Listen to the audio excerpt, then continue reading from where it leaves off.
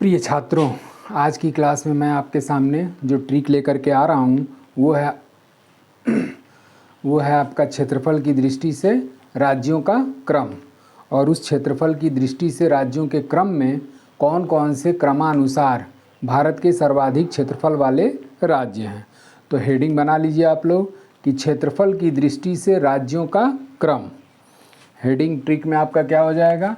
क्षेत्रफल की दृष्टि से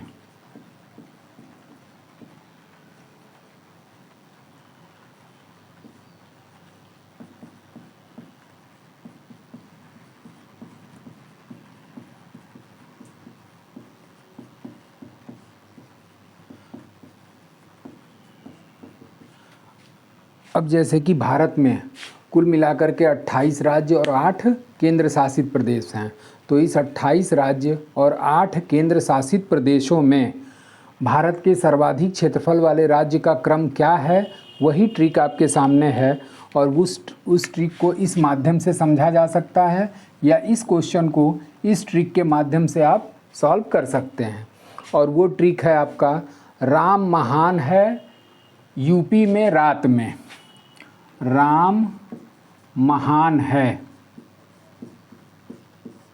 राम महान है यूपी के रात में, यूपी के रात में।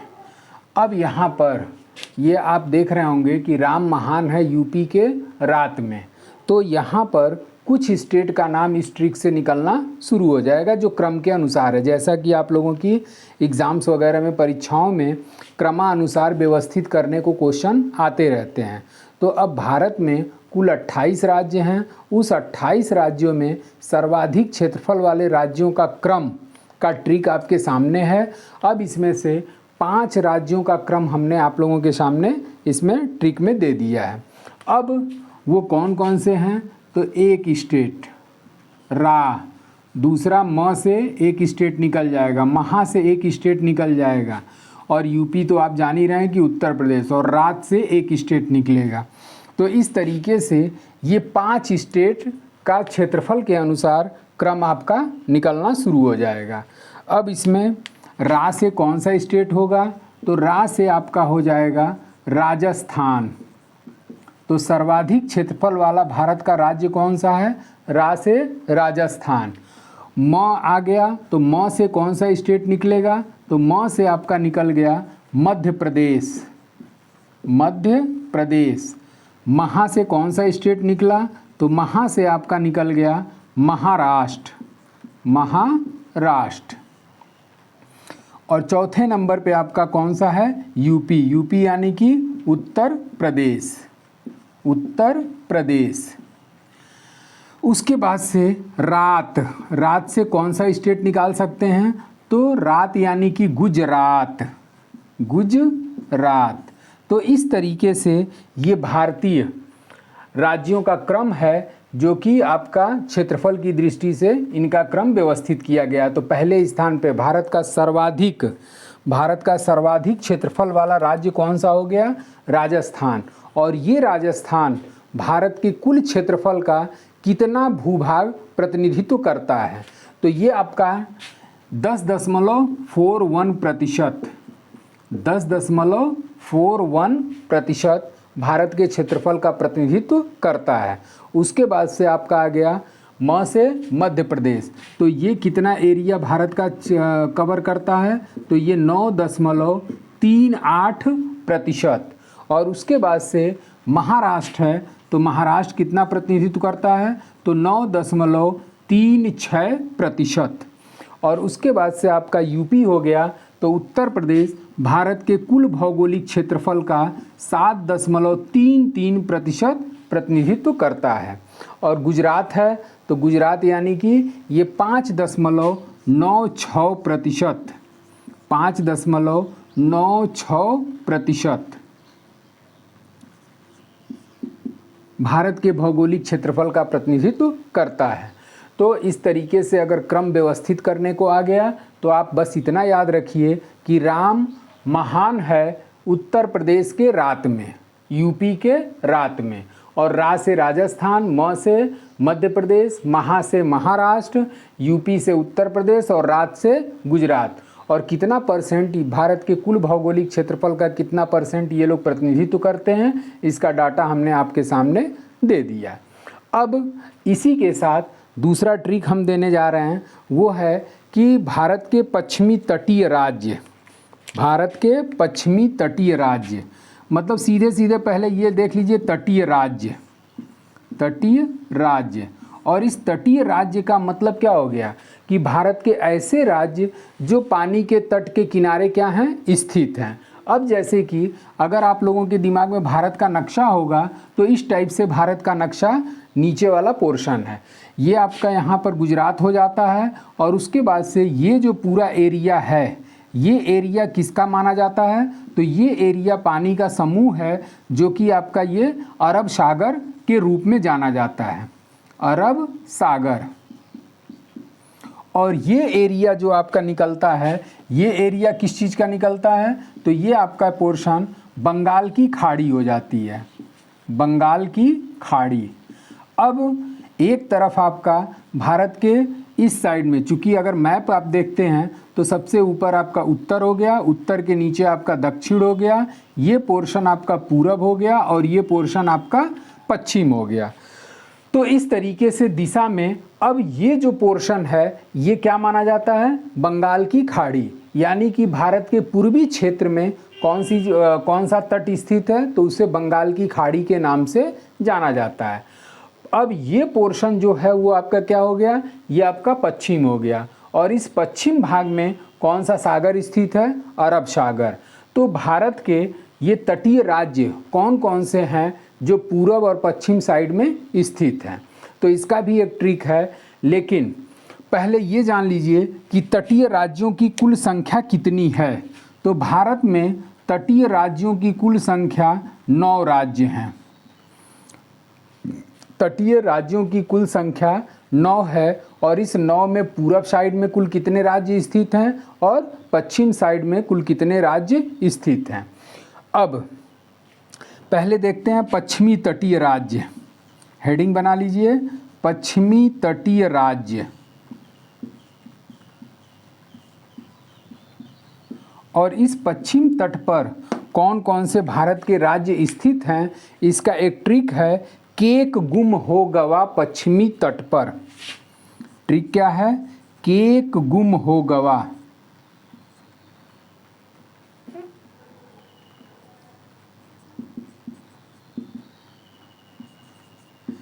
केक गुम हो गवा,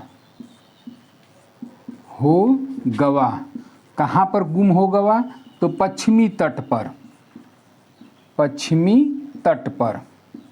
अब पश्चिमी तट इसलिए लगा दिए कि ये जो पश्चिमी तट है इसमें कौन कौन से राज्य स्थित हैं, क्योंकि जब पूर्वी तट का देते और तब उस कंडीशन में पूर्वी और पश्चिमी में पश्चिमी तट के राज्यों का नाम देते और उसमें अगर पूरब और पश्चिम नहीं लगाते तो हो सकता था कि आप लोगों में कन्फ्यूजन क्रिएट हो जाए कि पूरब वाला कौन सा था, पश्चिम वाला कौन सा था। इसी वजह से हमने इस ट्रिक में क्या लगा दिया, पश्चिमी। यानी कि इतने राज्य जो हैं वो भारत के पश्चिम तट पर स्थित हैं। अब वो कौन कौन से राज्य हैं, तो आपका 1, 2, 3, 4, 5। अब यहाँ पर भारत के 5 राज्य जो हैं वो पश्चिमी तटीय सीमा पर स्थित हैं।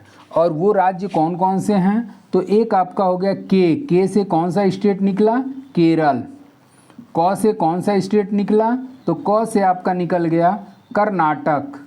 गु से आपका क्या निकला, तो गु से आपका निकल गया गुजरात। म से कौन सा स्टेट निकला, म से आपका निकल गया महाराष्ट्र। और गवा से क्या हो गया, गवा से आपका हो गया गोवा। तो इस तरीके से केक गुम हो गवा पश्चिमी तट पर, तो के से आपका केरल हो गया, क से आपका कर्नाटक हो गया, गु से आपका गुजरात और म से महाराष्ट्र और गवा से गोवा। अब जब ये आपका पश्चिमी तट पर स्थित राज्यों का क्रम हो गया तो पूर्वी तट पर कुल कितने राज्य स्थित हैं। अब जैसा कि आप देखें कि भारत में तटीय राज्यों की कुल संख्या कितनी है, तो 9 है। तो 9 में पश्चिमी तट पर कितने स्थित हैं, तो वो 5 स्थित हैं। तो जाहिर सी बात है कि आपका पूर्वी तट पर कुल कितने राज्य स्थित होंगे, तो वो 4 होंगे। और वो राज्य कौन कौन से हैं, तो उसका ट्रिक है आप ताऊ हैं पूर्वी तट के, हेडिंग क्या बना लेंगे, पूर्वी तटीय राज्य, पूर्वी तटीय राज्य। और ये जो पूर्वी तटीय राज्य हैं ये कौन कौन से हैं, तो आप ताऊ हैं पूर्वी तट के, ट्रिक क्या लिखेंगे, आप ताऊ हैं पूर्वी तट के।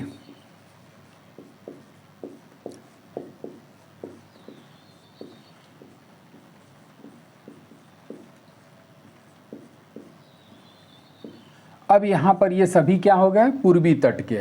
और पूर्वी तट में आपका क्या हो गया, 4 स्टेट। 4 में कौन कौन से, 1 2 3 4, 1 2 3 4।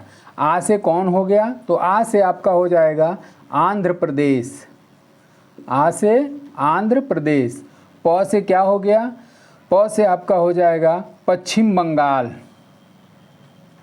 पश्चिम बंगाल। ता से क्या हो गया, तो ता से आपका हो गया तमिलनाडु, ता से तमिलनाडु। और ऊ से क्या हो गया, उड़ीसा, ऊ से उड़ीसा।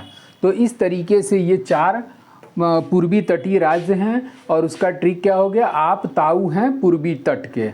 अगर मान लीजिए कि ये अगर ट्रिक आपको ना अच्छा लग रहा हो तो इसी का दूसरा ट्रिक है अंधा उड़ता बंगाल में, अंधा उड़ता बंगाल में, अंधा उड़ता बंगाल में।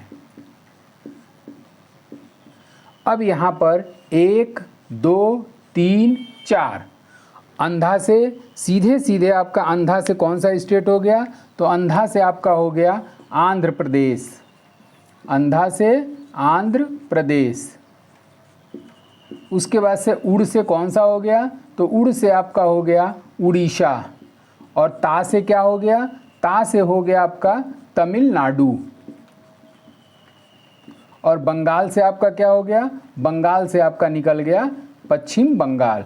तो इस तरीके से पूर्वी तट के 2 ट्रिक हो गया।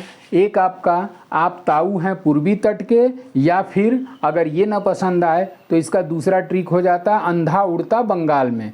तो अंधा से आंध्र प्रदेश, उड़ से उड़ीसा, ता से तमिलनाडु और बंगाल से पश्चिम बंगाल। अब थोड़ा सा इस पे एक और क्वेश्चन हमेशा पूछा करता है भिन्न भिन्न परीक्षाओं में कि इन पूर्वी और पश्चिमी तटीय राज्य हैं, इन पूर्वी तटीय और पश्चिमी तटीय राज्यों की दूरी एक निर्धारित की गई है जिनको किन किन नामों से जाना जाता है। तो इसके संबंध में मैं आपको बता दूं कि इसको भी आप लोग अच्छी तरीके से तैयार कर लीजिएगा कि इन तटीय राज्यों को कहाँ से क्या किस नाम से जाना जाता है।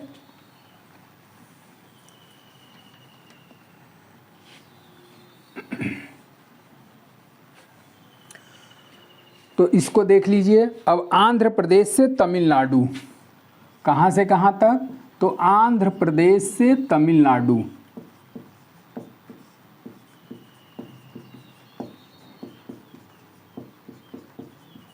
आंध्र प्रदेश से तमिलनाडु के तटीय राज्य को किस नाम से जाना जाता है, तो आंध्र प्रदेश से तमिलनाडु को कोरोमंडल तट कहा जाता है, कोरोमंडल तट। उसके बाद से आपका दूसरा आता है उड़ीसा से आंध्र प्रदेश। थोड़ा सा जब आप लोग इसको मैप में देखेंगे तो आपका क्लियर हो जाएगा। तो उड़ीसा से आंध्र प्रदेश और उड़ीसा से आंध्र प्रदेश के तटीय भाग को उत्कल तट के नाम से जाना जाता है, उत्कल तट। अब जैसा कि आपका उड़ीसा का प्राचीन नाम क्या रहा है, आपका उत्कल रहा है, तो इसी उड़ीसा से आंध्र प्रदेश को उत्कल तट के नाम से जाना जाता है। उसके बाद से महाराष्ट्र से गोवा, महाराष्ट्र से गोवा, और ये जो महाराष्ट्र से गोवा तक का तटीय भाग होता है उसको कोंकण तट के नाम से जाना जाता है। जो कि एक तरीके से रेलवे का अद्भुत नमूना कहा जाता है, क्योंकि इस कोंकण रेलवे में जब आप जाएंगे तो बड़े बड़े पहाड़ों को काट करके रेलवे लाइन का काम किया गया है और उस पर रेलें आती जाती हैं। तो एक तरीके से इंजीनियरिंग का अद्भुत नमूना अगर कहा जाए तो वो कहाँ दिखाई देता है, तो कोंकण रेलवे साइड में आपको इंजीनियरिंग का अद्भुत नमूना दिखाई देता है। उसके बाद से मंगलौर से गोवा तक, मंगलौर से गोवा तक, मंगलौर से गोवा का मतलब मंगलौर आपका पड़ता है कर्नाटक में, और इसी मंगलौर से गोवा तक के क्षेत्र को किस नाम से जाना जाता है, तो इसे आपका जाना जाता है कन्नड़ तट, कन्नड़ तट, मंगलौर से गोवा तक का कन्नड़ तट। अब बचा क्या कि मंगलौर से कन्याकुमारी। अब अगला आपका पांचवा हो जाता है मंगलौर से कन्याकुमारी।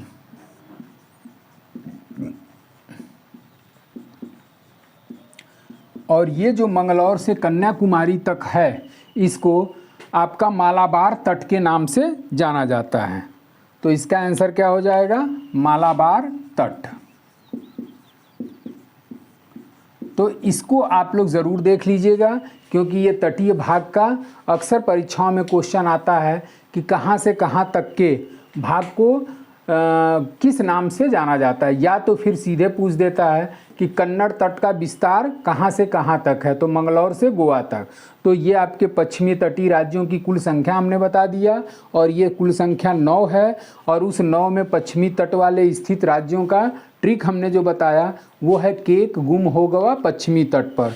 और पूर्वी तट वाला कौन सा है, तो आप ताऊ हैं पूर्वी तट के, या फिर दूसरा ट्रिक आपका हो जाता है अंधा उड़ता बंगाल में। और उसके साथ साथ ये चीज़ें ज़रूर देखिएगा, एक आध क्वेश्चन आपका हर परीक्षा में या एग्ज़ाम्स में ये स्टैटिक जीके के रूप में भी आ जाता है। तो इस तरीके से आज के लिए बस इतना ही। Thank you so much.